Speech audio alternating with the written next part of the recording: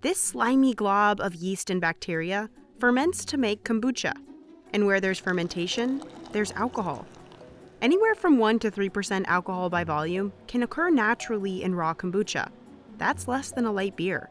You would be in the bathroom having a mini cleanse before you could actually end up intoxicated. They'd have to drink 10 bottles. But US law requires ABV never go over 0.5% for kombucha to be sold as a soft drink. If they do go over, producers could face tax penalties or risk getting their bottles pulled from shelves, which has happened before.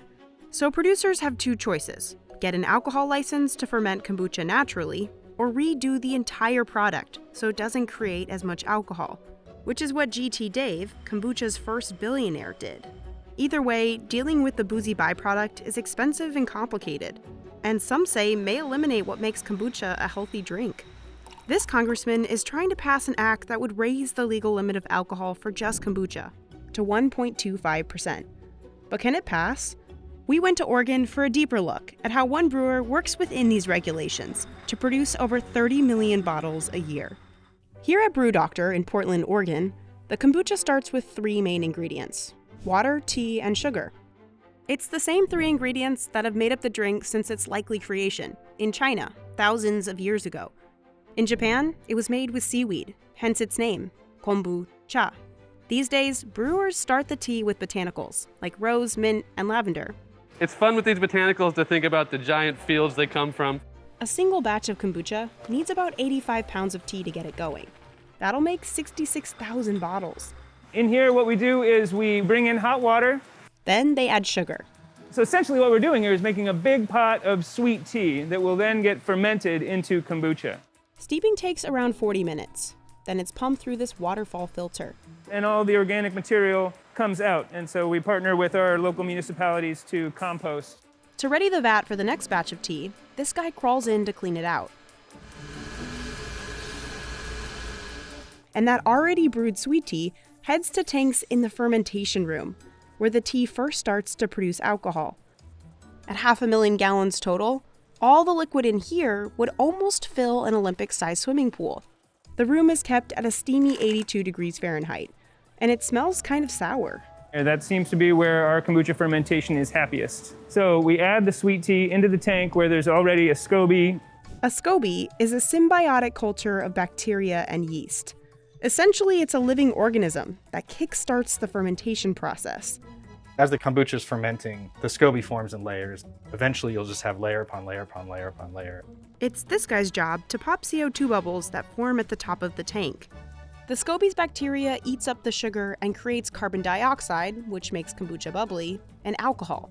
As long as it has sugar to feed on, a Scoby can grow to epic proportions. If this tank were as wide as a swimming pool, it would create a Scoby the width of a swimming pool. This batch has been fermenting for just over 3 weeks. At this point, Brew Doctor's kombucha has about 3% alcohol by volume. Compare that to a light beer, which sits at 4.2 ABV. Dude, it's so good with alcohol in it. No. Cheers.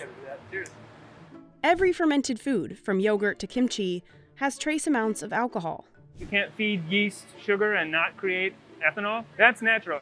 Brew Doctor pays annually for a distillery license, but because Brew Doctor sells its kombucha as a soft drink, the team has to remove most of the natural alcohol, bringing it from 3% to under the legal limit of 0.5%. They use this machine, common in the wine industry. This column is heated slowly at low temperatures. Cones spin inside to spread out the liquid. A cool vapor evaporates, carrying the small alcohol molecules with it. It's a very elegant, mechanical way of taking ethanol out of a liquid without affecting the nature of the liquid.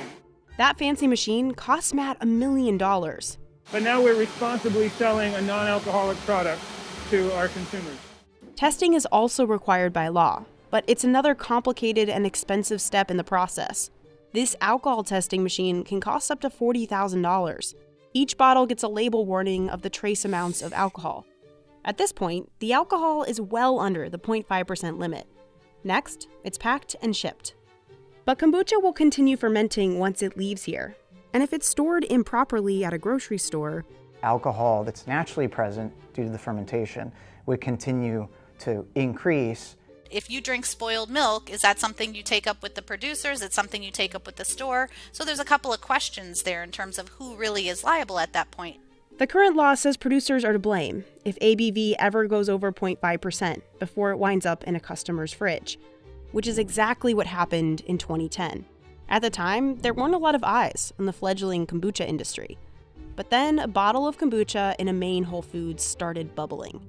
State authorities tested it for alcohol and found it to be 2.5% ABV, way above the legal limit. It still wasn't enough to get an adult buzzed, but that bubbling bottle upended the industry. Everybody kind of found out about alcohol in kombucha.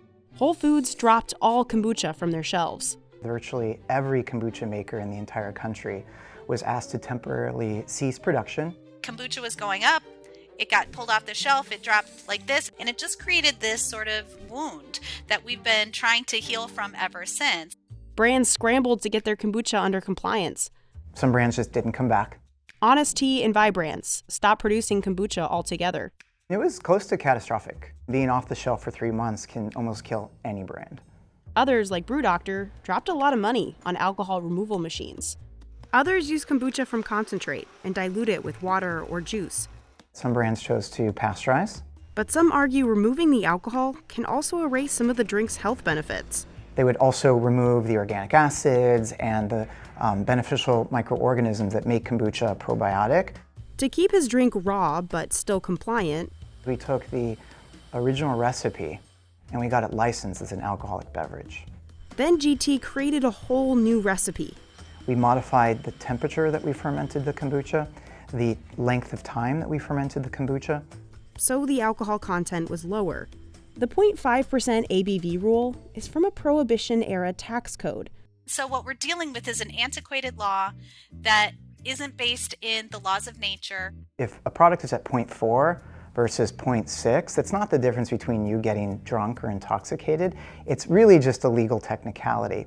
The companies that made it work, despite the regulations, have thrived in an industry that has bounced back. GT became kombucha's first billionaire. We have over 50% of the market share. But producers and government leaders are pushing back on 0.5%. In 2021, Congressman Earl Blumenauer from Oregon introduced the Kombucha Act to Congress. Its goal? To increase the alcohol limit for only kombucha to 1.25%. It's a natural process where you're simply not able to regiment it in a way that keeps under that 0.5%. This new limit is not unheard of. Canada's kombucha is allowed to contain 1.1% alcohol, and Australia's 1.15%. They're forced to make their product according to the tax code, not what their customers want to drink. It would also allow kombucha to be closer to its original form, ethanol and all. They have to decide if they want to make kombucha the way it's always been made, for a couple thousand years, and have an alcohol content, or if they're going to use a solution like ours where they can get the alcohol out. The act would also allow more wiggle room for kombucha to naturally keep fermenting on store shelves. I anticipate that the industry is going to explode once the act passes. But will the Kombucha Act pass? Well, the House denied it once before. And now that Matt already has his distillery license, even he is on the fence. I don't see that happening. There's a lot of instances where that's irresponsible to serve something with that alcohol content. Don't want my kids drinking something that's 1.5% alcohol. I'm really confident that we're going to see it pass. People write laws, people get laws changed. What I don't want, which could happen if things don't change, is these industries shut down. And all you have is a seltzer that says kombucha on the label, which would not be good for anyone.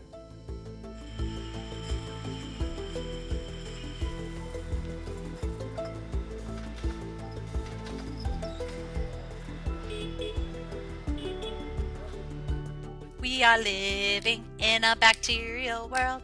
I am a bacterial girl.